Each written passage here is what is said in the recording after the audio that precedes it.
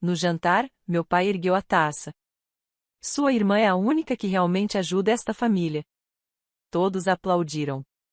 Eu sorri e disse, então ela não vai precisar dos $4.400 que eu mando todo mês para a escola dos filhos dela. A mesa ficou em silêncio. Minha irmã congelou. O marido dela ficou me encarando. Já sentiu o que é estar sentado à mesa com pessoas que dizem te amar, mas conseguem te fazer se sentir como um fantasma? Pois é, essa fui eu no último sábado. Meu pai completou 60 anos e resolveu organizar um grande jantar. Não uma festa, ele odeia essa palavra, mas um jantar formal, com buffet, todo mundo vestido como se fosse ensaio de casamento. Alugaram uma sala chique num restaurante no centro. Velas, 10 ao vivo, cardápios impressos com nosso sobrenome no topo, como se fossemos alguma dinastia. Minha mãe planejou cada detalhe como se estivesse recebendo a realeza. E, de certa forma, estava Melanie Veria. Melanie, minha irmã mais nova, a filha dourada, o exemplo de sucesso, a mãe do ano, a que nunca erra. Ela chegou com o marido, Tyler, e os 2 filhos, todos vestidos como se tivessem saído de um catálogo. Se você não soubesse quem eles eram, pensaria que eram os Kennedys. Minha prima Jenna até comentou alto bastante para eu ouvir, a Melanie está sempre tão impecável, né? Eu apenas sorri e servi mais uma taça de vinho. Normalmente, não vou a esses eventos. O trabalho me consome, sinceramente, eles me esgotam. Mas era o aniversário de 60 anos do meu pai, aquele tipo de data que, se você faltar, vai ser rotulada de filha ingrata pelo resto da vida. Então eu fui, sorri, balancei a cabeça nas conversas, respondi as mesmas perguntas sobre quando eu ia me estabelecer, e tentei não revirar os olhos toda vez que alguém elogiava a forma como Melanie cria os filhos. O jantar começou. Entradas, conversa fiada, o de sempre. Tyler falava sem parar sobre refinanciamento da hipoteca e como aquilo tinha sido um movimento inteligente, como se ele tivesse inventado as taxas de juros. Melanie não parava de tirar fiapos invisíveis do vestido e jogar o cabelo como se estivesse num comercial de shampoo. Eu ouvi, assenti, fiz o que sempre faço, fiquei no meu canto. Até que meu pai se levantou para fazer um brinde. Bateu na taça com a colher e esperou o silêncio. Estava sorrindo, ele sempre sorri antes de dizer algo que vai doer. Disse que era grato pela família, pela vida que construiu, pela minha mãe. E então se virou para Melanie, ergueu a taça e declarou, sua irmã é a única que realmente ajuda esta família. A sala explodiu em aplausos. Aplausos de verdade. A tia Linda batia palmas como se estivesse na ópera. Tyler recostou na cadeira com um ar presunçoso, como se esperasse que as câmeras se voltassem para ele. Melanie fingia surpresa, com aquele sorrisinho ensaiado, como se não soubesse que isso viria, mas é claro que sabia. E eu fiquei ali, sorrindo. Não me mexi de início. Deixei que eles aproveitassem o momentinho deles. Quando o aplauso cessou, levantei-me devagar e ergui minha taça também. Então ela não vai precisar dos $4.400 que eu mando todo mês para a escola dos filhos dela. Foi só isso. Simples. Sem raiva, sem drama. Disse como quem comenta o sabor do vinho. O silêncio caiu sobre a mesa como se alguém tivesse puxado o alarme de incêndio. Até os garçons congelaram. Juro que o trio de 10 perdeu o compasso. Melanie piscou, atordoada. Tyler parecia ter levado um tapa. A boca da minha mãe ficou entreaberta. E meu pai apenas me encarou, como se tivesse ouvido um som estranho, algo que não conseguia identificar. Já faz 2 anos, continuei.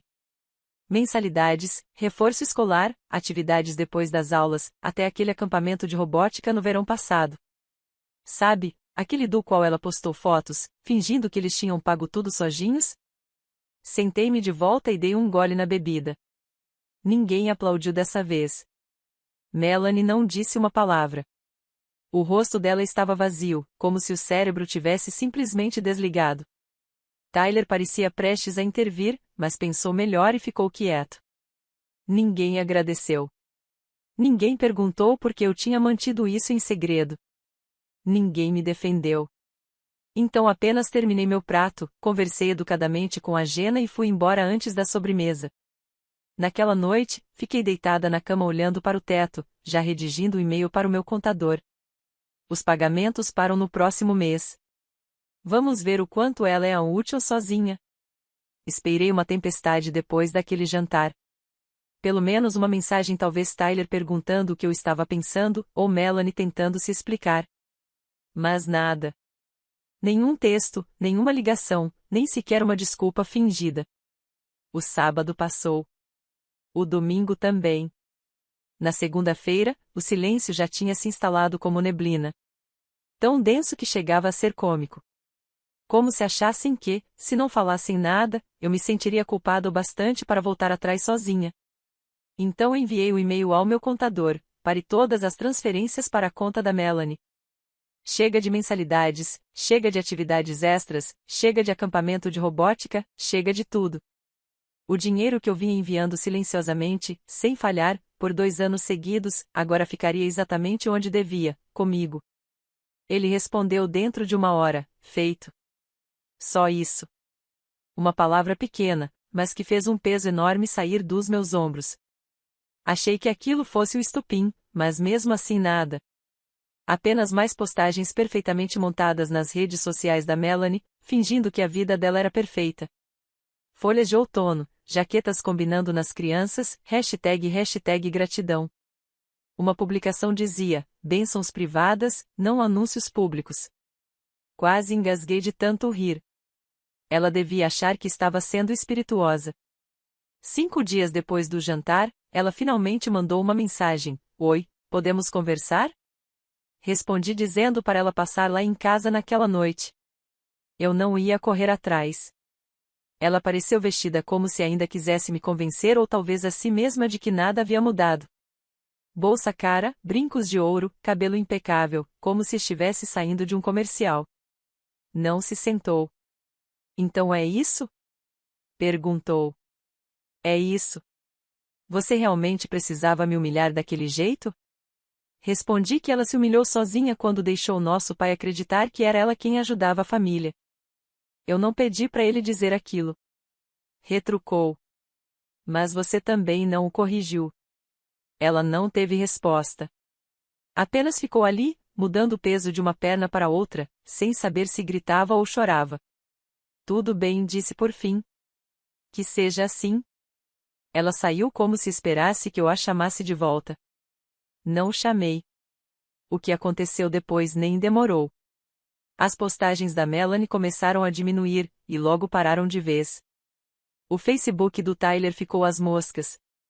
Depois vieram as fotos do ensino em casa, em imagens tremidas, mal feitas, com legendas vagas como fazendo dar certo e a novos começos. Mas eu sabia o que realmente estava acontecendo. Uma amiga minha trabalha meio período na mesma escola em que as crianças estudavam. Ela me mandou uma mensagem: Você soube que a Melanie tirou as crianças da escola? 2 dias depois, Melanie apareceu de novo. Sem mandar mensagem antes. Simplesmente tocou a campainha às 8h40 da noite. Abri a porta, e ela entrou como se fosse dona do lugar. A mesma irmã que vivia me ligando aos prantos pedindo ajuda agora me olhava como se eu tivesse roubado algo dela. Você não entende, ela disse. Você arruinou tudo. Deixei que falasse. Tyler teve as horas de trabalho reduzidas. Eles tiveram que suspender o pagamento da hipoteca. Os cartões de crédito estavam estourados. A escola não deixou as crianças ficarem mais um mês sem pagamento. Ela disse que os filhos estavam confusos, com raiva e que a culpa era minha.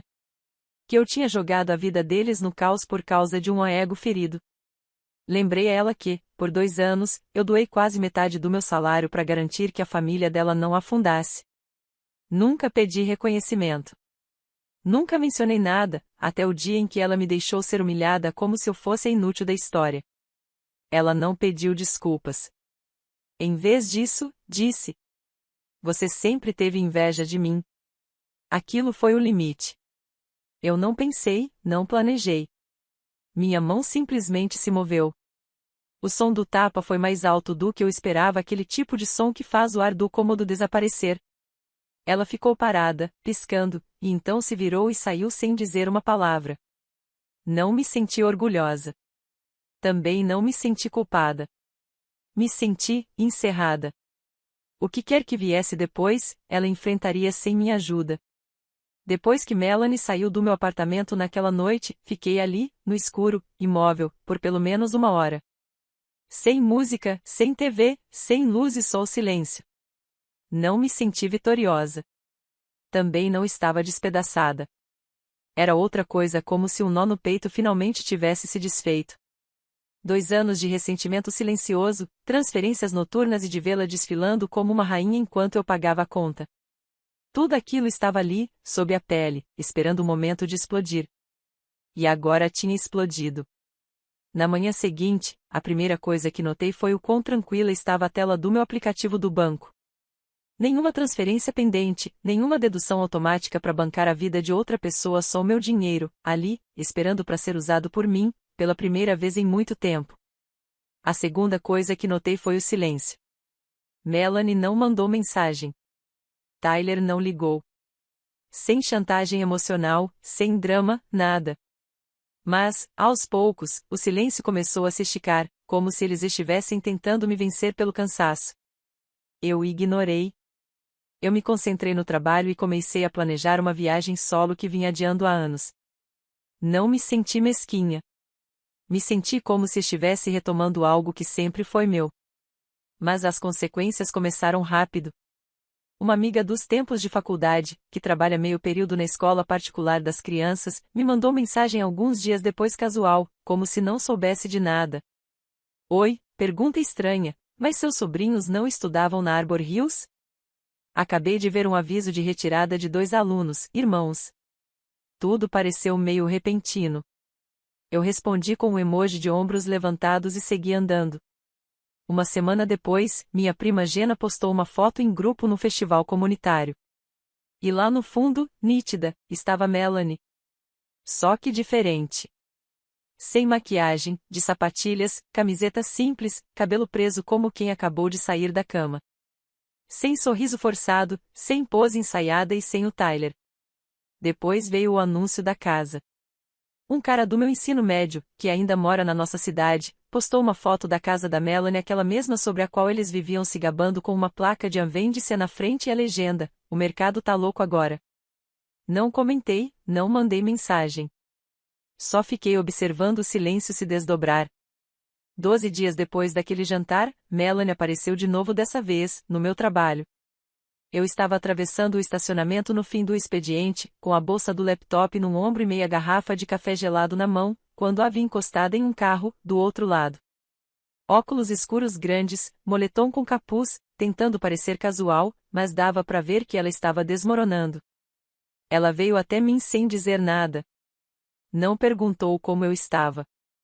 Não pediu desculpas. Eu só preciso de ajuda. 1 mês, disse. Parecia cansada. A voz dela não tinha mais aquele tom arrogante de sempre.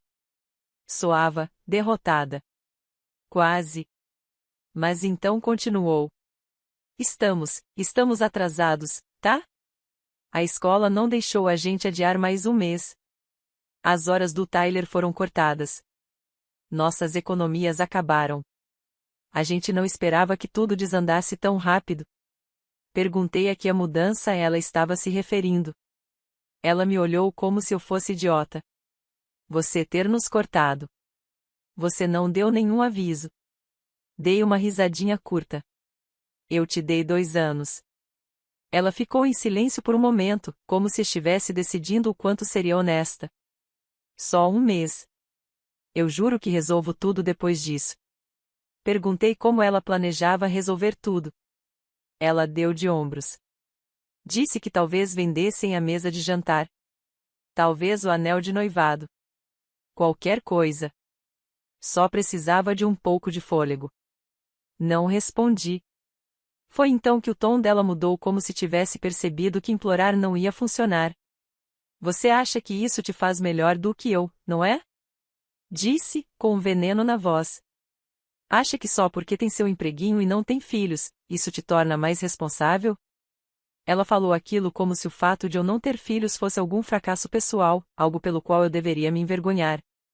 Foi aí que me inclinei, olhei bem nos olhos dela e disse a única coisa que eu sabia que ela não conseguiria distorcer. Você não sabe o que é gratidão. Ela não respondeu. Ela ficou ali parada, me encarando, como se eu a tivesse atingido de novo. Depois se virou e foi embora sem dizer uma palavra. Fiquei no estacionamento muito tempo depois que ela se foi, deixando tudo aquilo afundar em mim. Ela finalmente tinha dito o que sempre esteve nas entrelinhas: para ela, eu não era família, eu era uma carteira. Mas naquele mesmo instante, percebi outra coisa. Melanie tinha ficado sem cartas na manga. Sem planos. Tyler não podia salvá-la. A casa estava à venda. As crianças, fora da escola. Ela já tinha esgotado todos os recursos, todos os jeitos de contornar a situação. E agora estava ali, à beira do próprio fracasso, sem ninguém mais para culpar. E, dessa vez, ninguém viria resgatá-la. Depois daquela cena no estacionamento, não achei que Melanie fosse voltar. Ela disse o que tinha para dizer. Eu também.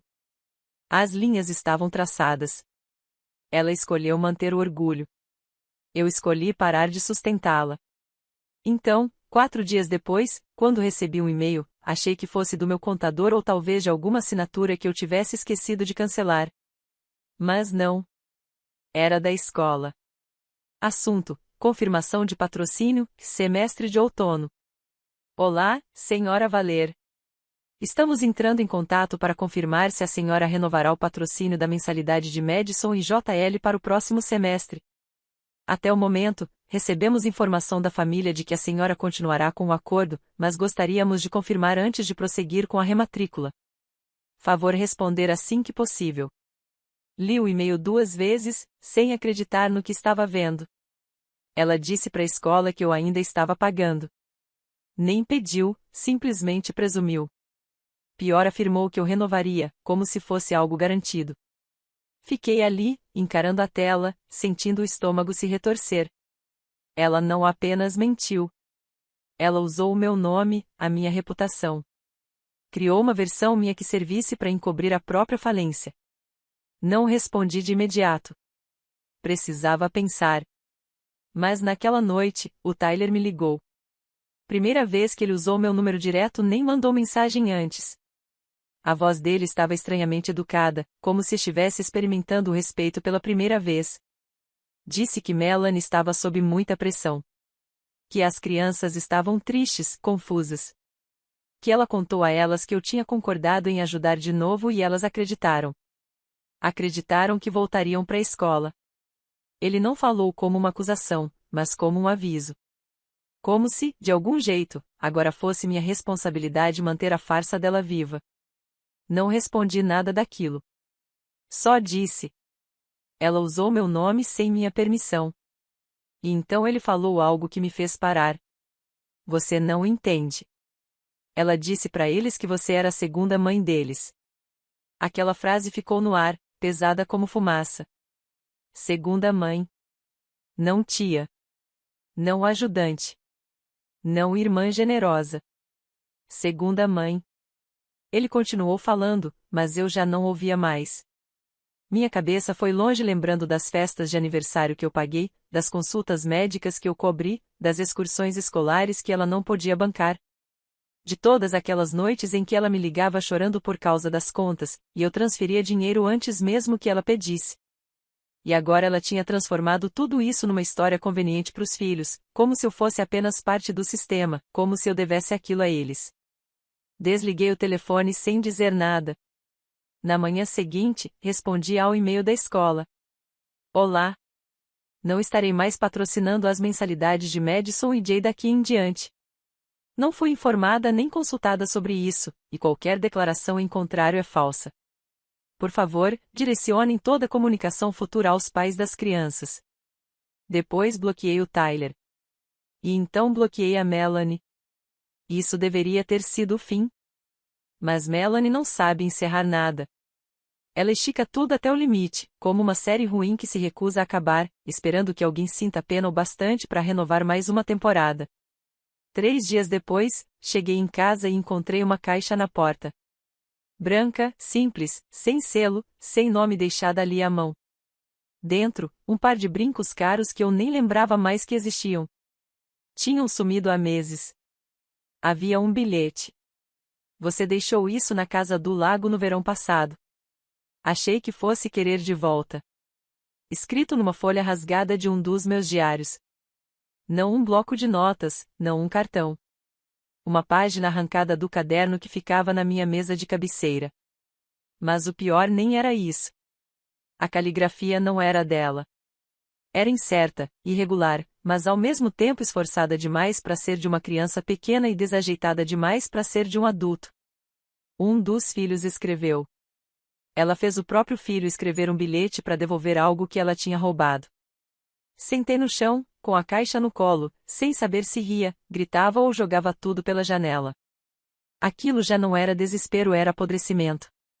Aquele tipo de podridão que aparece quando alguém não consegue admitir que perdeu o controle, e começa a invadir lugares onde não devia pôr as mãos.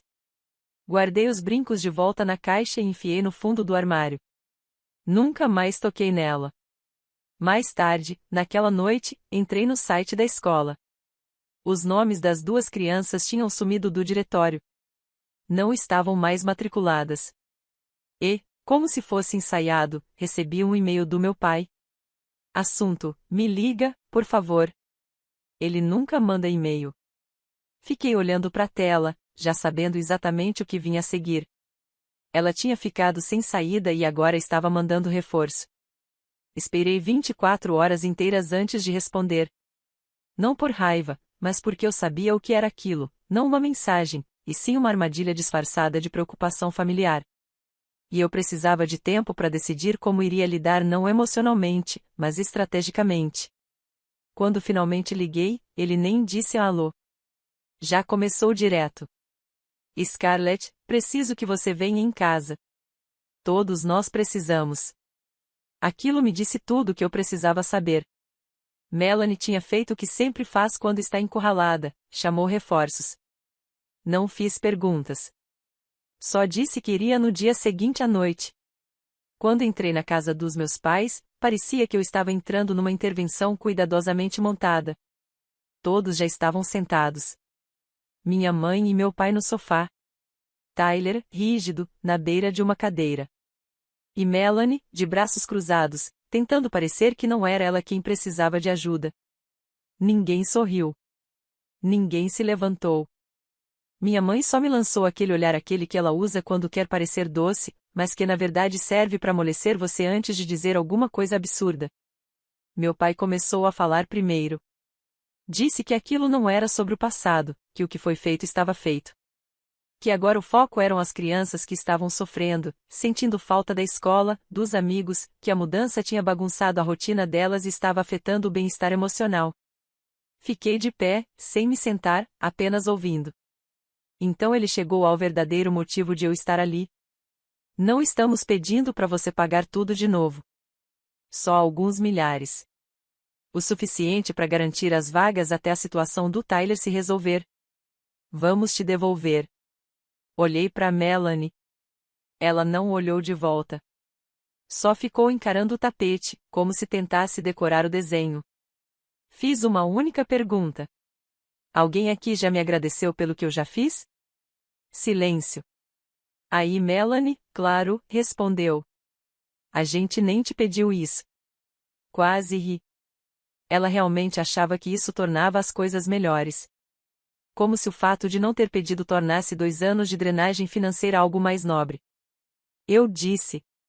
É exatamente por isso que estamos aqui agora. E virei para sair. Mas então meu pai se levantou. E, pela primeira vez em muito tempo, disse algo que realmente me fez parar. Me desculpa.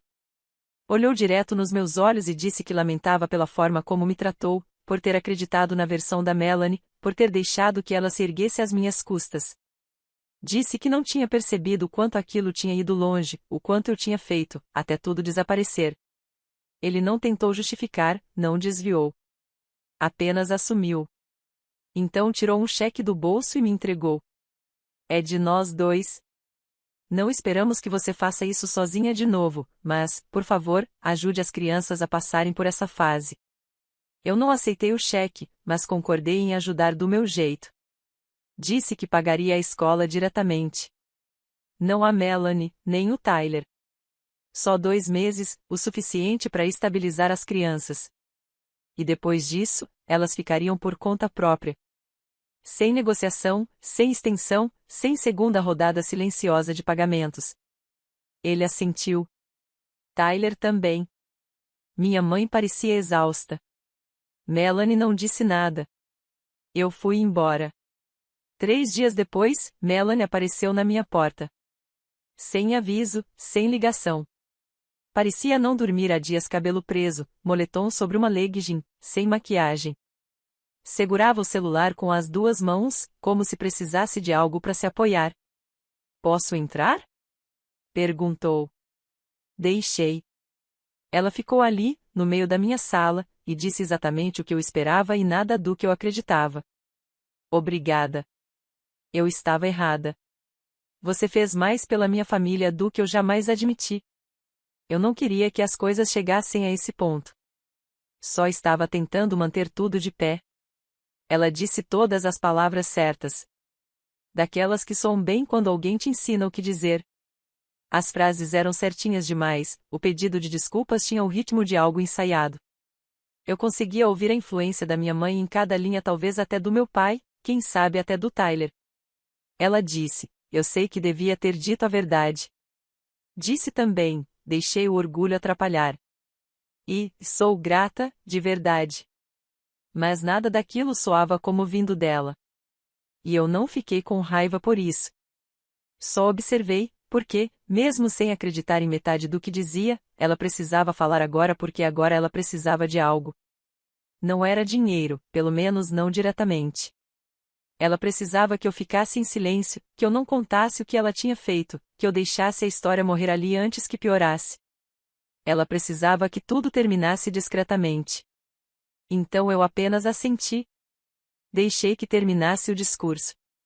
E quando ela foi embora, não disse de nada. Disse apenas, boa sorte. Porque o que viesse a seguir, ela enfrentaria sozinha. Depois que Melanie saiu do meu apartamento, o estranho foi que eu não senti nada. Nenhum alívio, nenhuma raiva, nenhuma sensação de encerramento. Só, nada. Ela veio, recitou o discurso que claramente alguém escreveu para ela, e saiu. Sem emoção, sem verdade. Apenas uma performance cuidadosamente ensaiada, humilde bastante para parecer sincera. Era o suficiente para acalmar a família, para marcar o dever cumprido. E tudo bem. Que ficasse assim. Eu não tinha mais nenhum interesse em prolongar aquilo. Cumpri minha parte do acordo, 2 meses de mensalidade, pagos direto para a escola. Enviei o comprovante por e-mail para o setor financeiro e coloquei meu pai em cópia. Sem mensagem, só os números. Frio, limpo e final. Exatamente como eu queria. Depois disso, voltei à minha vida. O trabalho ficou puxado, e eu marquei uma viagem sozinha pro litoral, algo que não fazia há anos. Pela primeira vez em muito tempo, o meu dinheiro ficou na minha conta. Parei de planejar o orçamento de outra família e comecei a fazer pequenas coisas para mim mesma sem culpa. Melanie não mandou mensagem, Tyler não ligou, e eu também não esperava. Mas, 3 semanas depois, acabei voltando à casa dos meus pais pro aniversário da minha mãe. Ela praticamente implorou para eu ir, prometeu que seria algo tranquilo, disse que Melanie talvez aparecesse rapidinho, mas que não ficaria muito. Claro que, quando cheguei, Melanie já estava lá. Estava na cozinha, ajudando minha mãe a cortar fatias de torta, como se não tivesse passado o último ano fingindo que eu não existia. Ela se virou, me entregou um prato e disse: Oi. Nem fria, nem calorosa. Apenas neutra. Civilizada. Ela não ficou muito tempo. Passamos o jantar como se nada tivesse acontecido. Conversa leve, comentário sobre o tempo, sobre o trabalho. As crianças estavam por ali. Tyler não, minha mãe disse que ele estava trabalhando até tarde. Claro, respondi, sem acreditar muito. Depois da sobremesa, enquanto todos se despediam, Melanie se aproximou de mim e perguntou se podíamos conversar. Fui com ela até a varanda da frente, sem saber exatamente o que ela queria dessa vez. Ela não enrolou. Obrigada por ter ajudado. Não respondi. Ela olhou para o corrimão, depois para mim. Eu devia ter contado a verdade há muito tempo. O que você realmente fez? Mas eu não contei porque não queria ser vista como a que fracassou. É isso. Ela fez uma pausa, incerta se devia continuar. Então acrescentou, num tom mais baixo. A mamãe disse que, se eu não pedisse desculpas direito, ela contaria tudo para a família. Cada detalhe. Eu sabia. Aquela desculpa de semanas atrás com falas perfeitas, parecendo cena de filme, nunca tinha sido dela. Foi escrita, ensaiada, provavelmente com a ajuda da minha mãe, talvez até do Tyler. Uma forma de salvar as aparências. Ela soltou uma risadinha breve, sem graça. Mas essa parte agora, é só minha. Não espero nada. Só queria que você soubesse que não tenho orgulho do jeito que agi. Assenti. Continuei em silêncio. Então ela disse algo que me pegou de surpresa. As crianças ainda perguntam por você. Acham que foi você quem conseguiu colocá-las de volta na escola. Eu não corrigi. Levantei uma sobrancelha. Ela deu de ombros. Você é um exemplo melhor do que eu, agora. Dessa vez, ela não soava na defensiva. Soava cansada. Verdadeira. Deixei o silêncio preencher o espaço entre nós. Depois disse. Elas têm sorte de ter alguém na família que se importa com a verdade. Quem sabe, da próxima vez, esse alguém seja você. Ela não discutiu. Só assentiu. E foi isso. Voltei para dentro. Ela foi embora alguns minutos depois. Não nos falamos mais desde então. Não de verdade. Nos cumprimentamos em feriados, trocamos um oi rápido, nada além disso. Superficial. Ela não finge mais. Eu também não. Não é amizade. Não é perdão. É distância com limites. 2 semanas depois daquele jantar, meu pai me mandou um cheque. O valor total de tudo que eu havia pago pelas crianças. Dobrado dentro de um cartão de aniversário. Sem bilhete, sem agradecimento. Apenas a assinatura dele no final.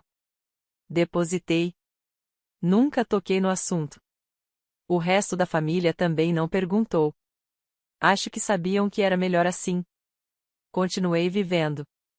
Desde então, nenhum centavo saiu da minha conta para Melanie, nem para escola, nem para compras, nem para emergências. E o mais curioso é que, quando você para de deixar que tratem sua generosidade como obrigação, as pessoas começam a se virar bem depressa. Melanie aprendeu. Talvez não perfeitamente, talvez não com honestidade, mas aprendeu do jeito difícil que eu não era mais uma linha no orçamento dela. Eu era apenas a irmã.